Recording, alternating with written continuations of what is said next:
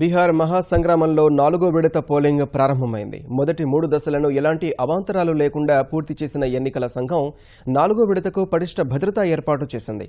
7 జిల్లాల పరిధిలో 55 స్థానాలకు ఓటింగ్ జరుగుతుంది. మొత్తం 776 మంది అభ్యర్థులు బరిలో ఉన్నారు.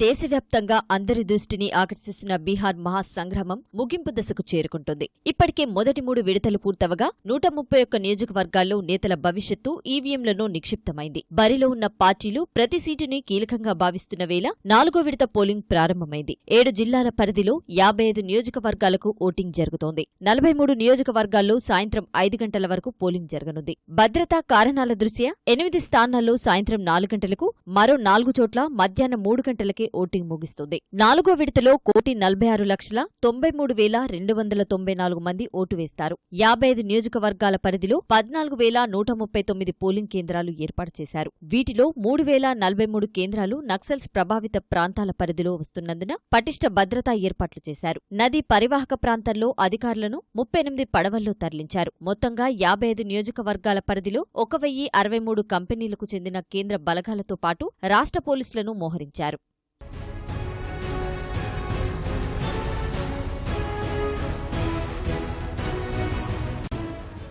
4వ దశలో మొత్తం 776 మంది బరిలో ఉండగా వీరిలో 57 మంది మహిళా అభ్యర్థులు. 7 జిల్లాల పరిధిలోని 55 నియోజకవర్గాలు ఉండగా గత శాసనసభ ఎన్నికల్లో జేడీయూతో కలిసి పోటీ చేసిన భాజపా 26 స్థానాల్లో పాగా వేసింది. జేడీయూ 24 స్థానాల్లో, ఆర్జేడీ 2, స్వతంత్రులు 3 చోట్ల విజయం సాధించారు. ప్రస్తుత ఎన్నికల్లో ఎన్డీఏ కూటమికి నేతృత్వం వహిస్తున్న భాజపా 42 స్థానాల్లో పోటీ చేస్తుండగా మిత్రపక్షాలైన ఎల్జేపీ 5 చోట్ల, హిందుస్థానీ అవామ్ మోర్చా, రాష్ట్రీయ లోక్ సమతా పార్టీ చెరో 4 నియోజకవర్గాల నుంచి బరిలో ఉన్నాయి. మహాకూటమి నుంచి ఆర్జేడీ 24 స్థానాల్లో పోటీ చేస్తుండగా జేడీయూ 21, కాంగ్రెస్ 8 చోట్ల పోటీలో నిలిచాయి.